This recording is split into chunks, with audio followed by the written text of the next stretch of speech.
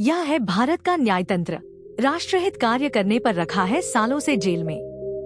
भारत में इस कहावत का सबसे बड़ा मजाक बनाकर रख दिया है, कानून सबके लिए समान है। लेकिन जब न्याय की बात आती है तो न्यायालय द्वारा ही पक्षपात क्यों किया जाता है। ऐसे अनगिनत उदाहरण हैं, पर अभी एक ताज़ा उदाहरण आपके सामने पेश कर रहे हैं। जालंधर के ईसाई पादरी बिशप फ्रैंको मलक्कल पर केरल की नन के साथ 2014 से 2016 के बीच कई बार बलात्कार करने का आरोप है।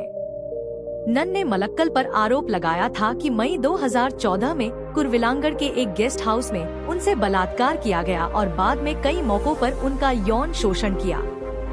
नन ने कहा कि चर्च के अधिकारियों ने जब पादरी के खिलाफ उनकी शिकायत पर कोई कदम नहीं उठाया तो उन्होंने पुलिस का रुख किया। जब जनता का प्रेशर हुआ तब मलक्कल को गिरफ्तार भी किया, लेकिन 21 दिन में मलक्कल को जमानत मिल गई थी।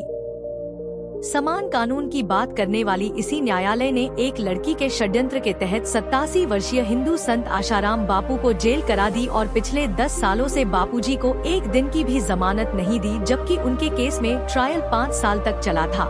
ट्रायल के समय भी उनको जमानत नहीं दी, जबकि बीच में उनके बहन भांजे आदि की मौत भी हुई और उनकी धर्मपत्नी और उनकी स्वयं की तबीयत भी बहुत ज्यादा खराब हुई थी। फिर भी उन्हें जमानत नहीं दी गई। बिशप फ्रैंको मलक्कल और हिंदू संत आशाराम बापू में इतना ही फर्क था कि मलक्कल वेटिकन सिटी के फंड लेकर भारत में धर्मांतरण करवा रहा था और बापू आशाराम जी धर्मांतरण को रोक रहे थे।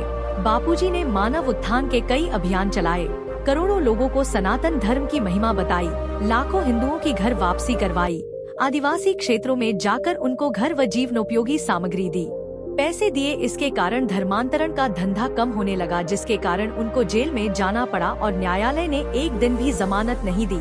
अगर बापू आशाराम जी धर्मांतरण रोकने का गुनाह नहीं करते तो वे भी आज बाहर होते।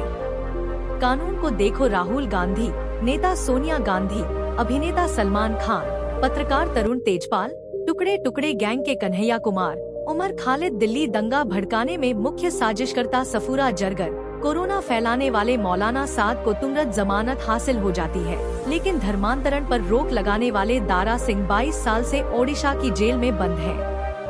87 वर्षीय हिंदू संत आशाराम जी बापू 10 साल से जोधपुर जेल में बंद है, जबकि उनको षड्यंत्र तहत फंसाने के कई प्रमाण भी हैं। फिर भी उनको आज तक जमानत हासिल नहीं हुई। क्या हिंदुस्तान में हिंदू हित की बात करना भी अपराध हो गया है?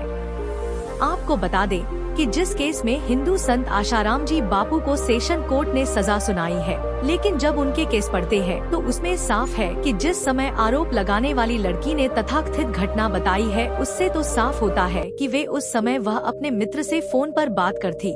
उसकी कॉल डिटेल भी है और आशाराम जी बापू एक कार्यक्रम में थे, वहाँ पर 60 से 70 लोग भी मौजूद थे। उन्होंने भी गवाही दी है और मेडिकल रिपोर्ट में भी लड़की को एक खरोच तक नहीं आई है। और सबसे बड़ी बात, FIR में भी बलात्कार का कोई उल्लेख नहीं है, केवल छेड़छाड़ का आरोप है।